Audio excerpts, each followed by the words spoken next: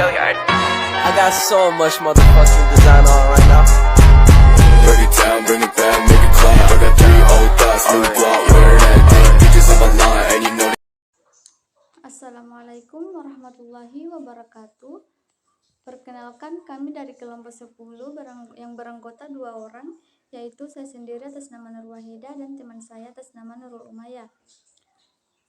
Di sini kelompok kami akan memaparkan materi yang telah Bapak berikan kepada kami, yaitu rangkuman dari makalah kelompok 7 sampai kelompok 13.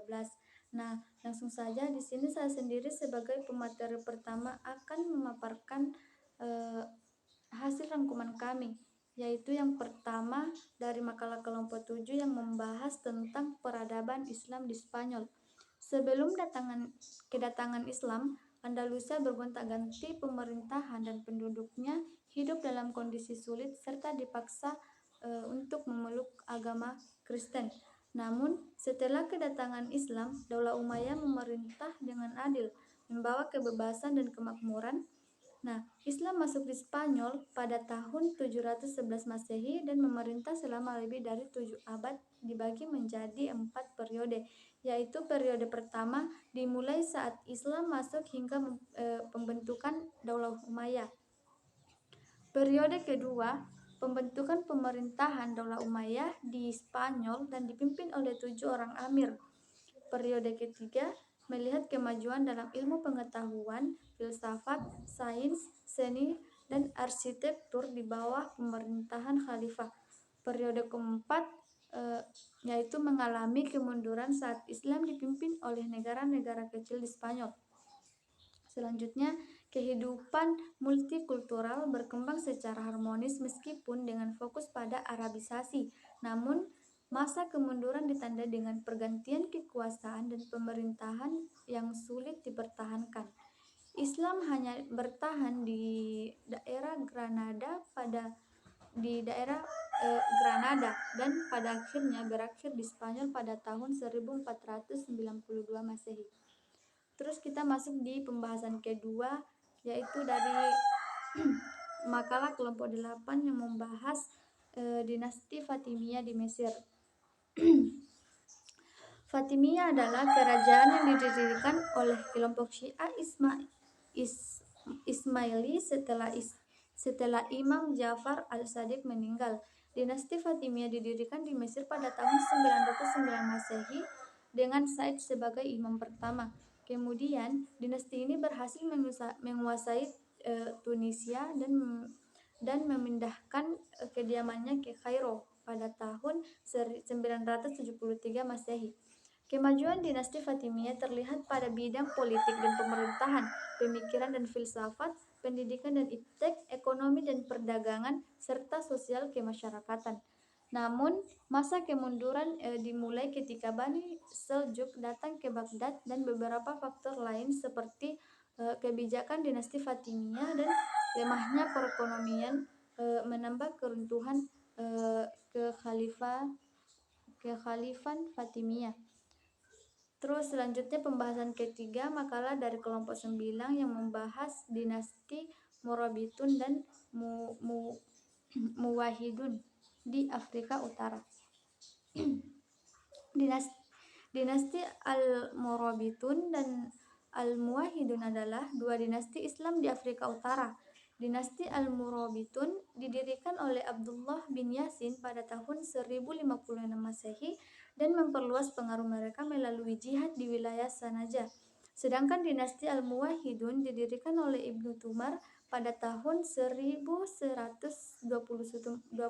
Masehi dengan tujuan mengajarkan tauhid dan melawan paham antropomorfisme. Dinasti Al-Murabitun punah setelah ditaklukkan oleh Abdul Al-Mu'minin yang menggantikan Ibnu Tumar sebagai khalifah dinasti Al-Muwahhidun. Para khalifah dinasti Al-Murabitun antara lain Abu Bakar bin Umar dan Yusuf bin Tashfin. Sedangkan para khalifah dinasti Al-Muwahhidun antara lain Abdul Mukmin dan Al-Wasiq. Akhirnya, gerakan Kristen berhasil mengalahkan dan mengambil alih kekuasaan Al-Muwahhidun di Spanyol, sedangkan Maroko menjadi pusat kekuasaan baru dan didirikan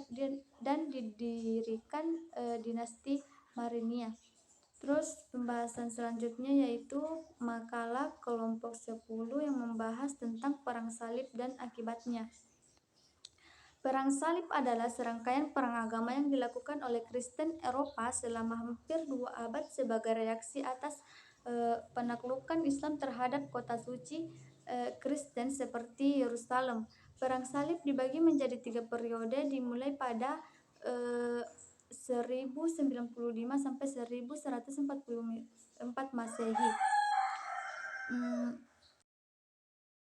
Setelah Paus Urbanus II menyerukan perang suci. Nah, periode pertama terjadi pada tahun 1095 sampai 1144 Masehi dimulai oleh pidato Paus Urbanus II. Periode kedua terjadi pada 1144 sampai 1192 Masehi dimulai dari kejatuhan Edessa.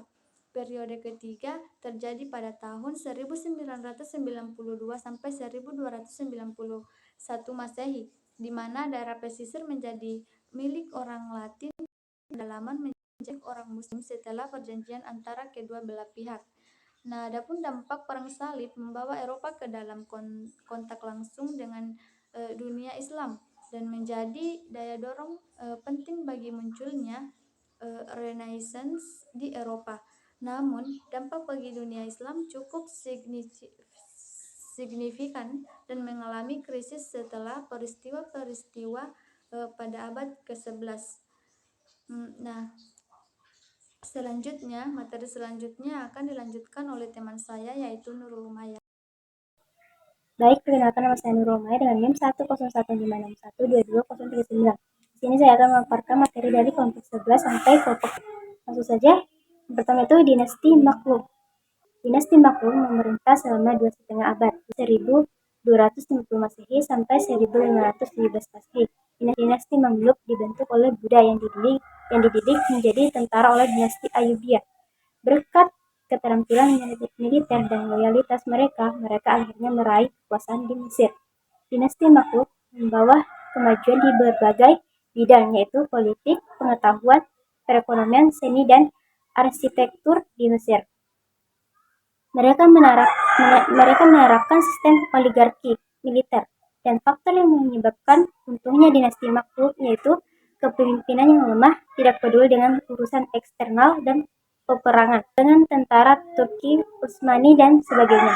Berikut materi kelompok 12 yang berjudul Kerajaan Turki Utsmani, Safawi, dan Mughal. Daulah Turki Utsmani adalah satu-satunya daulah di antara sekian banyak daulah yang ada dalam Islam yang berhasil menaklukkan Konstantinopel, walaupun sudah banyak daulah yang berusaha menaklukkannya sebelumnya. Pendiri daulah ini adalah bangsa Turki dari suku Oghuz yang mendiami wilayah Monggol. Mereka masuk Islam sekitar abad ke-9 atau ke-10. Utsman menerima antara tahun 1290 sampai 1329 Masehi. Sejak saat inilah daulah Turki Utsmani resmi berdiri di Asia Kecil dengan sultan pertamanya yaitu Utsman. Utsman I meninggal dunia tahun 1326 Masehi. Sultan Turki Utsmani digantikan oleh Orkhani 1326 sampai 1359 Masehi. Dinasti Safawi Persia asal-usul berdirinya. Sebelum menjadi sebuah kerajaan besar, pada awalnya kerajaan Safawiyah merupakan gerakan atau aliran. Gerakan ini dinamakan Safawi yang diambil dari nama pendirinya. Berikutnya, puncak kejayaan dinasti Safawi Persia.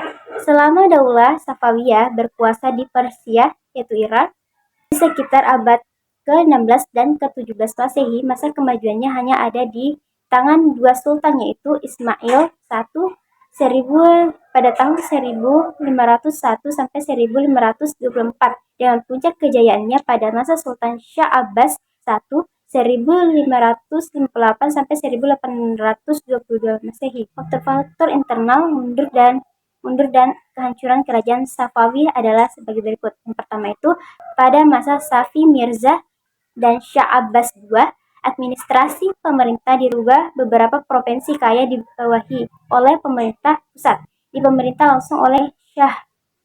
Yang kedua, terjadinya perebutan kekuasaan dalam kerajaan yang disebabkan oleh tradisi penunjukan raja. Yang ketiga, dekadensi moral para raja-raja dan watak mereka yang kejam, seperti Safi Mirza yang tidak segan membunuh pembesar-pembesar kerajaan. Berikutnya, dinasti Mughal India.